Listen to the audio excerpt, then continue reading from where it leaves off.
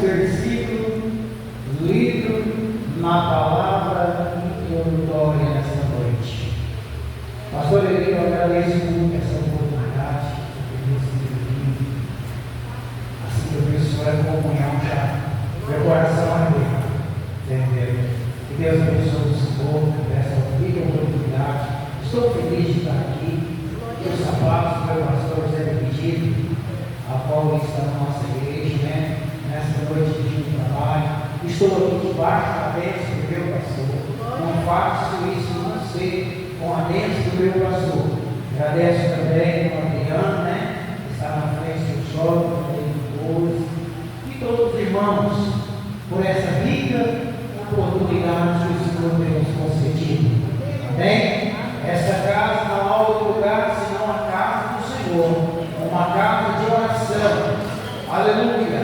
Aonde nós temos a liberdade de glorificar e de exaltar o nome daquele que vive e reina para o sempre. Glória a Deus. Lemos a palavra do Senhor. Timóteo, 1 Timóteo, capítulo de número 4, verso de número 12. Foi o último verso lido. Aleluia. Assim diz a palavra do Senhor: ninguém se despreza a tua mocidade, mas sede o exemplo dos fiéis, na palavra, no trato, no amor, no espírito, na fé, na pureza. Glória a Deus. Quero que os irmãos leiam junto comigo. Eu vou ler e os irmãos repitam este versículo. Ninguém despreza a tua mocidade, mas sempre exemplo dos fiéis, na palavra, no trato, no amor, no espírito, na fé e na pureza. Senhor nosso Deus e nosso Pai, te agradeço por essa oportunidade que tem nos concedido nesta noite. Estou eu, teu servo, nada tenho, mas a tua graça nos basta nessa noite. Amém. Podeis assentar em nome do Senhor Jesus. Glória a Deus.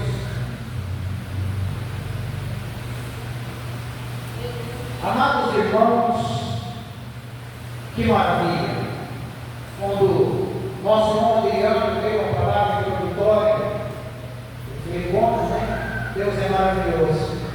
E Deus tinha me dado uma palavra no versículo número 12 do mesmo livro, do capítulo 4, aonde diz a palavra: ninguém despreza a tua mocidade.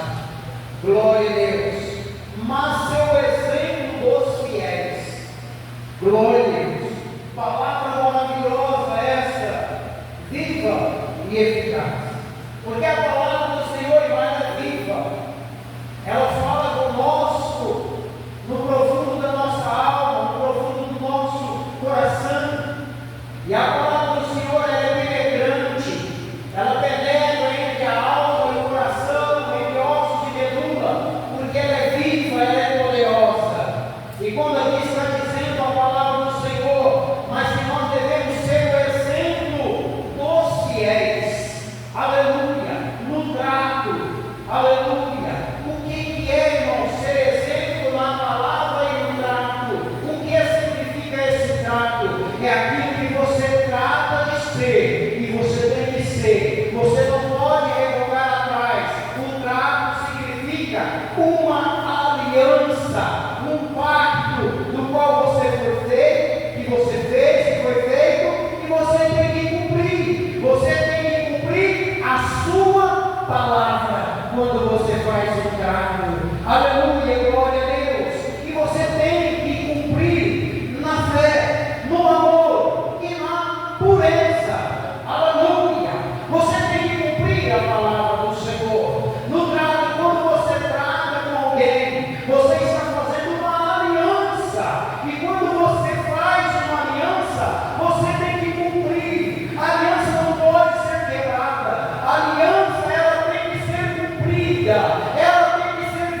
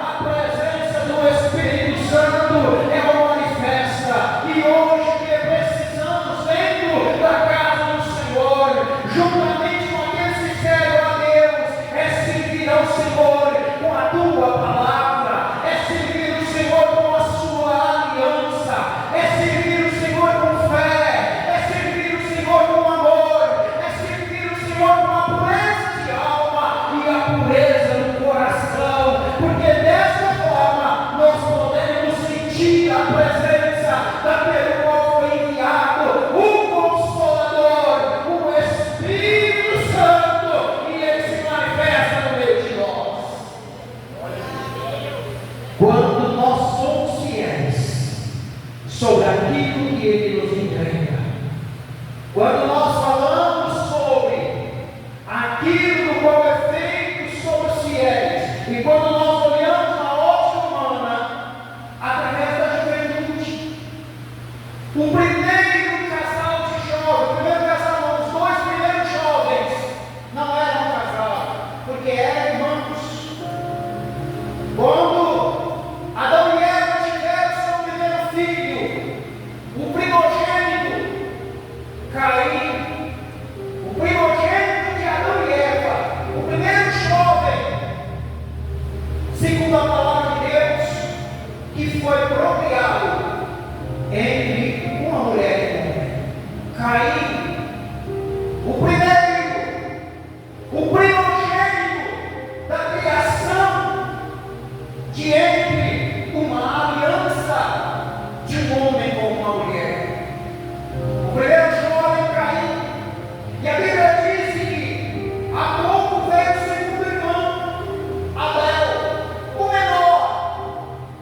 E a Bíblia diz que Caim era lavrador da terra, e Abel, seu irmão, pastor de ovelha. E nós sabemos que quando nós temos uma aliança com Deus,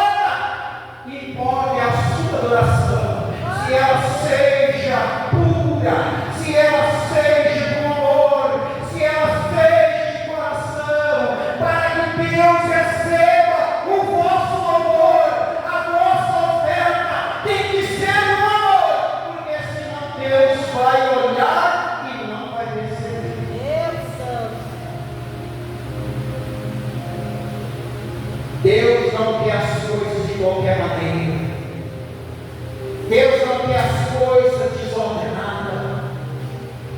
Deus não gosta das coisas do desordem.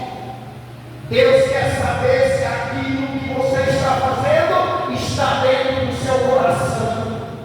Se você está entregando com amor. Se você está entregando porque você tem um propósito diante de Deus. Se você tem um propósito de entregar o seu melhor. Quem aqui não lembra da oferta da viúva? Era pouca coisa, mas era de coração. Era o que ela tinha. Ela entregou para o Senhor. E o Senhor disse: foi a melhor oferta. Não importa. E outra coisa, não importa que você às vezes ache que você é o menor. Eu não sei louvar direito. Eu não sei louvar com playback. Eu não sei, a irmã canta mais bonito, a irmã canta melhor. Deus não está olhando quem canta bonito, não. Deus não está olhando quem canta legal, não. Deus está olhando para aquele que tem pureza no coração, para aquele que está fiel no seu louvor, que está trazendo uma oferta na presença de Deus que seja verdadeira, que seja de pureza de alma, de espírito. Deus então atenta para a sua oferta e vai olhando e vai dizer: és minha filha. Com muita luta, com muito sacrifício, ela não entende a letra, não entende a música, às vezes nem canta tão bem, mas Deus está recebendo. Sabe por quê? Porque o seu louvor não está saindo pela boca, o seu louvor está saindo de dentro do coração, de dentro da alma, e o Senhor se alegra através da sua vida. Deus está vendo sobre aquilo que nós estamos oferecendo para Ele. Isso, irmão, é todos nós, mas como jovem, é para todos nós. É para todos nós, também é para os obreiros, para nós que somos obreiros, né, pastor? É para todos nós. Nós devemos oferecer a Deus o que acha melhor. Nós devemos oferecer a Deus uma palavra sincera, uma palavra que Deus nos dá. O que adiantaria eu chegar aqui e profetizar uma bênção na vida de cada um dos irmãos? Às vezes o irmão estaria pulando alegre porque alguém veio de longe e profetizou para a sua vida. Mas nós temos que ter verdade na nossa palavra. Nós temos que ser fiel nesta palavra. Nós temos que ter fidelidade na aliança que nós fizemos com Deus. Nós temos que seguir por fé. Não quero ser famoso, eu quero ser puro diante do meu Senhor e trazer, entregar a Ele aquilo que Ele me enviou. Que é a sua palavra. Nós vemos que aquele casal, aqueles dois, não era um casal, aqueles dois choram. O mais velho manda o mais novo. Por causa de quê? Por causa de inveja. Por causa de inveja. Caim mata Abel por causa da inveja. E isso acontece. Às vezes o irmão canta melhor, o outro fica cheio, triste, consemblante descaído como ficou caído. Não precisa ficar triste. Dobra o seu joelho e entrega o seu melhor para Deus, que Deus vai receber a sua oferta. Não precisa irar, não precisa descair o semblante, não. Basta você oferecer o melhor que você tem para Deus. E não é amor, é aquilo que você tem com verdade no seu coração. Aquilo que você tem como verdade.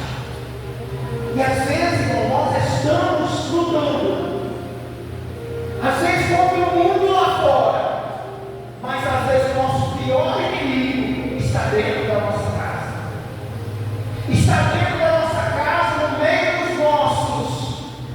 Se torna o nosso pior inimigo. O irmão mais velho que deveria olhar para o mais novo e ensinar o mais novo é aquele que ceifa a vida do mais novo por causa da inveja.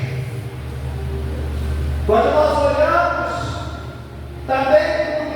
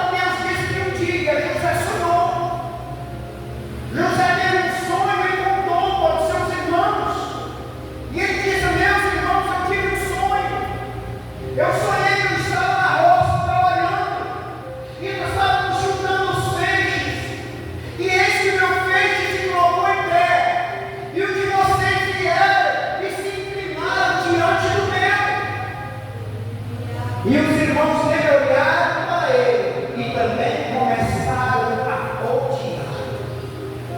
Odiar por causa de um sonho.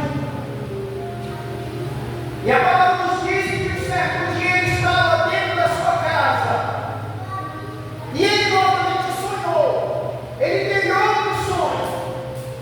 E ele disse: meus irmãos, eu sonhei. Então o pai dele disse: então, meu filho, conta o sonho. E ele disse: eu sonhei que o sol e a lua e 11 estrelas se curvavam diante de mim. Então o pai dele o repreendeu, dizendo: porventura, tu estás dizendo que eu e tua mãe e seus irmãos nos curvaremos diante de si? Mas Jacó guardava esse negócio no seu coração. Por quê? Porque Jacó é aquele que conhecia os mistérios dos sonhos. Jacó é aquele que um dia no deserto, cansado, deitou sobre uma pedra e ele viu o céu aberto e uma escada que subia até o céu. Ele viu um anjo subindo e descendo. E ele disse: este não é outro lugar, senão a casa morada do Altíssimo.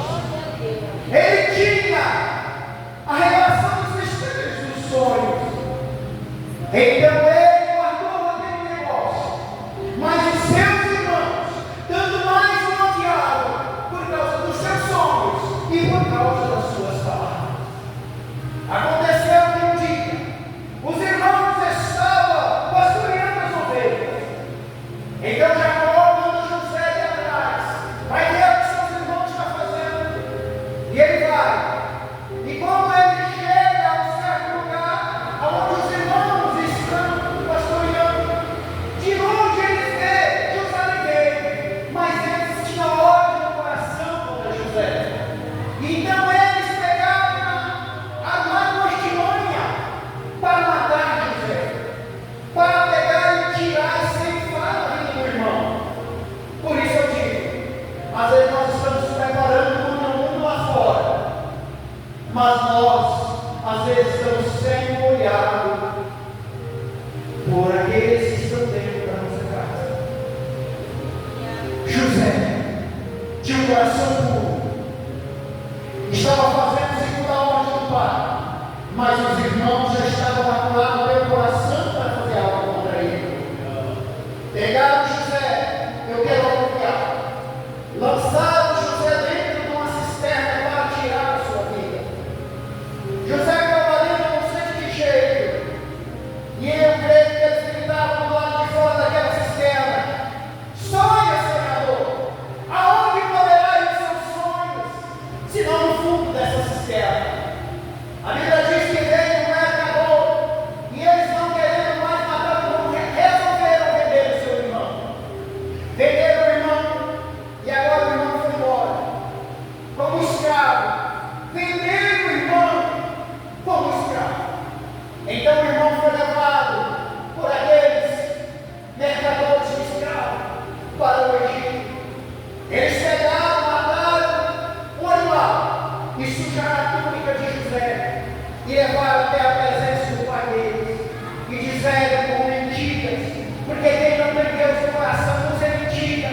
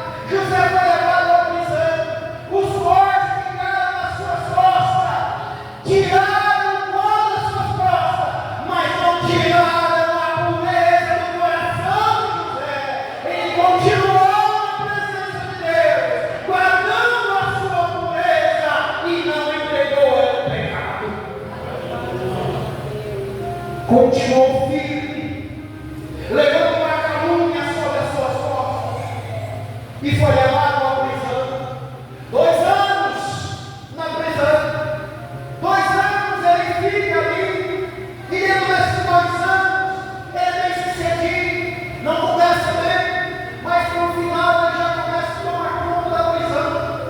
E agora Deus diz que ali um certo dia chegou 2 condenados, o padeiro de Faraó e o copeiro. Então eles sonham, e José interpreta o sonho daqueles 2 oficiais de Faraó. Então ele, na revelação do sonho, ele diz que o copeiro voltaria a servir Faraó, e o padeiro ia morrer na praça da cidade. Então aquilo acontece, e tudo aquilo foi verdade para ele, aconteceu conforme o sonho e a sua interpretação. E um certo dia, Faraó também sonha, Faraó tem um sonho, e ele sonha, ele fica abençoado, e ele chama os adivinhos, ele chama os astrólogos, ele chama todo mundo da sua corte para vir até ele, para que pudesse tentar interpretar o seu sonho, mas ninguém interpretava o seu sonho. Ele pegou e disse: porventura não há ninguém que possa interpretar os meus sonhos, que não havia ninguém. Mas o copeiro disse: Faraó, dentro da prisão tem um jovem hebreu, e ele interpretou os meus sonhos, e ele disse tudo o que ia acontecer comigo, e ele disse tudo o que ia acontecer com o padeiro, e tudo aquilo que ele disse, a sua interpretação aconteceu.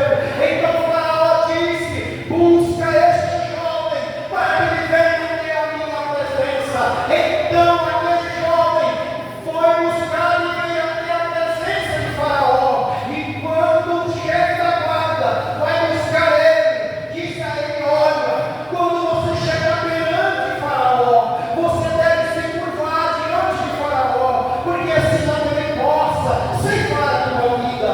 Então ele disse: olha, eu não posso fazer isso, eu posso ir até perante Faraó, mas eu não posso me curvar. Ele disse: por que, José?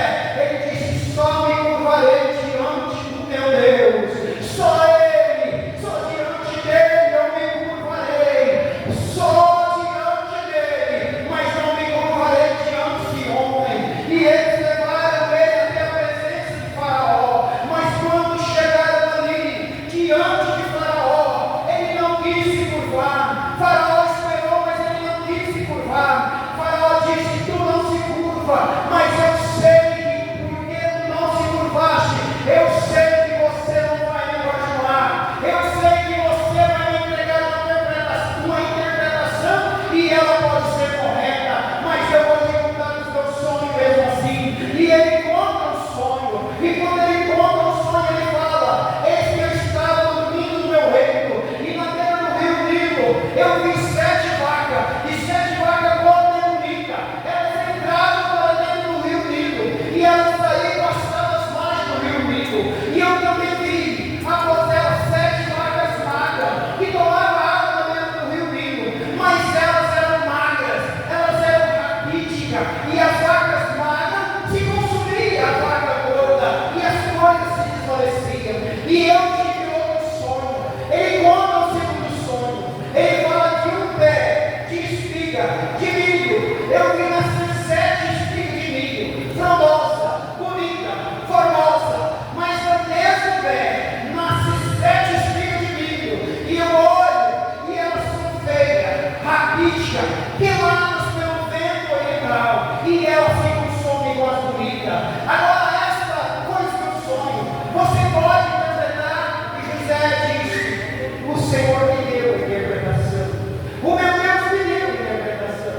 E ele então interpreta o sonho de Faraó. Ele disse: o seu sonho é o mesmo, tanto das vacas como da espiga. Assim diz o Senhor, que 7 anos de abundância haverá sobre a terra do Egito, e 7 anos será de escassez, após os 7 anos de abundância. Então Faraó teve 7 anos de abundância, tudo bem, mas 7 anos de escassez, como vamos fazer? Como nós vamos fazer com 7 anos de fome? Então José disse a ele: o senhor tem que arrumar um homem sábio, para tomar conta das terras e arrumar ajudadores, para que possa eles estar recolhendo a quinta parte de toda a colheita, para que possa ter mantimento para os 7 anos de escassez. Então Faraó olhou para ele, e cada um pensando que poderia ser aquele chefe das guardas que estava ali, o sacerdote, os homens que o cercavam em volta dele. Ele olhou para José e ele disse: porventura tem outro homem além desse, do qual habita o Espírito de Deus vivo? E ele pegou um anel no seu dedo e colocou sobre o anel de José, sobre o dedo de José.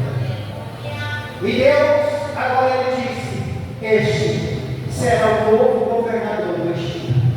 Ele me tomará conta de toda a minha casa, de toda a terra do Egito. Só eu no trono, só eu terei voz ativa sobre ele. A Bíblia nos revela que o tempo passou, o tempo da abundância passou, mas quando chegou o tempo da escassez, aí vem aqueles que eram seus irmãos, procurando comida no Egito. E quando eles chegam ali, procurando comida, quem é que está ali para fornecer comida a eles? José, aquele o qual foi vendido, que eles acharam que nunca mais ia ver, que eles acharam que tinha desaparecido, mas quem tem o sonho de Deus sempre está presente. Quem tem o sonho de Deus sempre vai estar na presença de Deus. Aleluia! E quando eles chegam ali para comprar comida, eles agora não reconhecem José. José não está atendendo os irmãos e fala que eles é a espia daquela terra. E eles foram ali para espiar. Então eles dizem: não, meu Senhor, nós somos da família de 12 irmãos, mas nós já não está entre nós. Mas nós temos um outro irmão que está na casa do nosso pai. Ele não nos deixou trazer ele, mas nós somos filhos de todos, temos um pai de 12 filhos, e nós todos vivemos no mesmo lugar, menos um, do qual nós não sabemos onde está. E José ouvindo isso, então José lá lembra eles e manda eles ir, e se eles não processam o irmão mais novo, eles não entregariam o irmão que ele estava. Eles foram, passaram o tempo, acabaram o tempo, eles não tinham outra alternativa a não ser voltar ao Egito para comprar mais. E quando eles voltam, eles trazem o irmão mais novo. E quando eles trazem o irmão mais novo, José agora não se aguenta. José traz eles para estar se alimentando dentro da sua própria casa.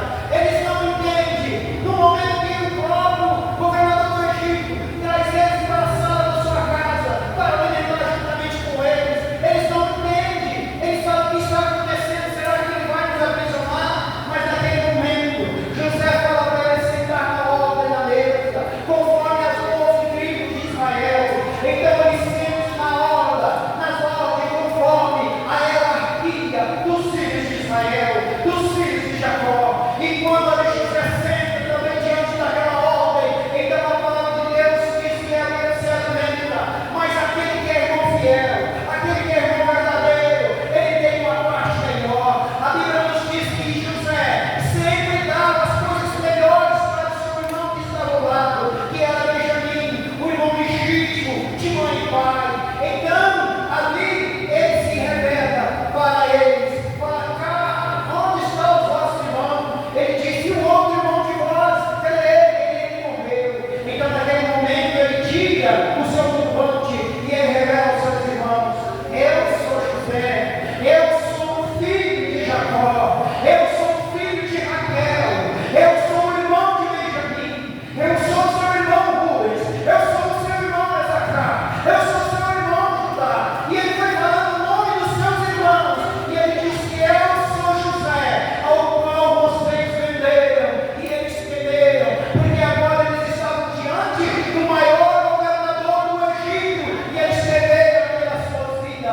Mas José disse a ele: não temas, porque tudo o que aconteceu foi Deus forjando o meu caráter, foi Deus forjando o meu caráter, para que hoje eu estivesse aqui e eu pudesse perdoar os meus irmãos e estar diante de vocês. Tudo foi vontade de Deus, porque se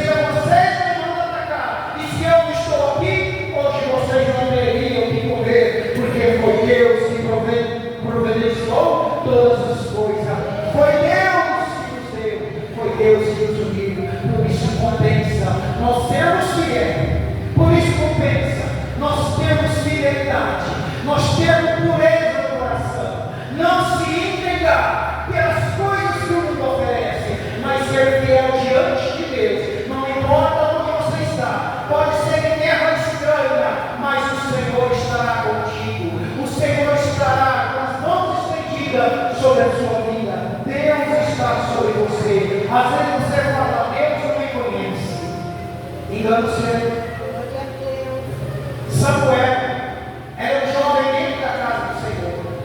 A Bíblia diz que há um tempo Deus não falava no templo, mas um dia Deus começou a chamar Samuel, aquele jovem.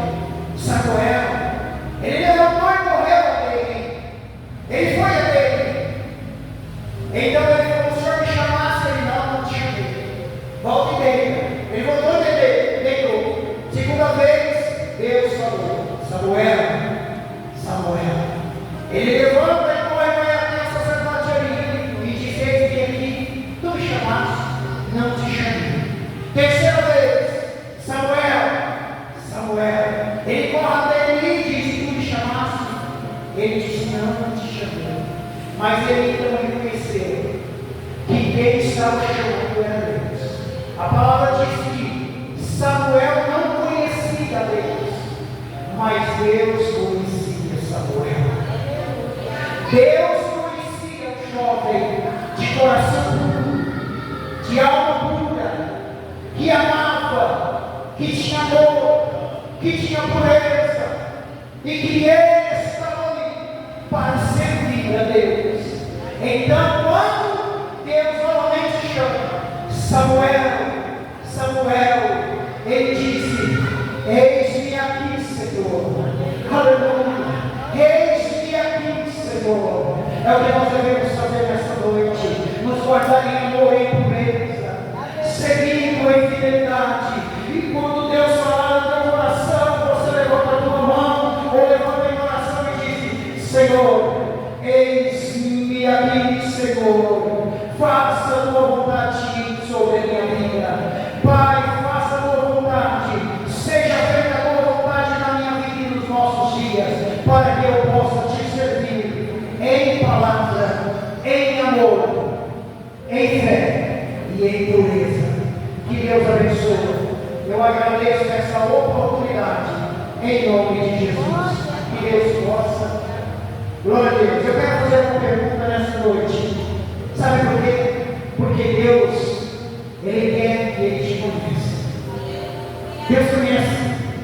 E nessa noite, Deus, aquele que conhece você, Ele está perguntando se você quer aceitar Ele nessa noite. Se você quer aceitar Ele, aceitar Jesus, aquele que te conhece, lá no seu lar, na sua casa, na sua caminhada, na escola, aonde você estiver, Ele te conhece. E Ele está perguntando para você, através deste servo, se você quer aceitar Ele como seu único e suficiente Salvador. Se você quer aceitar Jesus nessa noite, levanta a sua mão. Se você quer aceitar Ele, Jesus te ama. Antes eu vivia outrora, não tinha Jesus no meu coração. No ano de 2000, eu aceitei o Senhor Jesus. Aceitei Jesus no domingo, na cidade de Itapajipe. Quando foi na segunda-feira, Jesus me batizou com o Espírito Santo. E até hoje estou aqui, servindo a Ele. Já vai para 26 anos que eu estou na presença dEle. A minha alegria é intensa, a minha alegria é essa, cada dia mais, servir ao Senhor. Venha, servir ao Senhor juntamente nessa igreja. Servir ao Senhor juntamente conosco. Tem alguém que quer servir ao Senhor nessa noite? Nós estamos oferecendo aquilo que acho melhor. Porque foi Ele que morreu na cruz do Calvário por minha vida e pela sua vida. Não existe amor maior do que o do Senhor. A Bíblia diz que Deus amou o mundo de tal maneira que deu seu Filho unigênito para todo aquele que nele crê, não pereça, mas tenha a vida eterna. E para nós um dia ter a vida eterna, nós temos que aceitar a sua morte lá na cruz do Calvário, pela remissão dos nossos pecados. Nós devemos aceitar a sua morte e nos devemos confessar que só o Senhor é Deus e que somente Ele tem poder para nos salvar e nos libertar do pecado. Convida a igreja esse hoje. Não tem alguém? Jesus te ama. E Jesus tem algo a fazer na sua vida.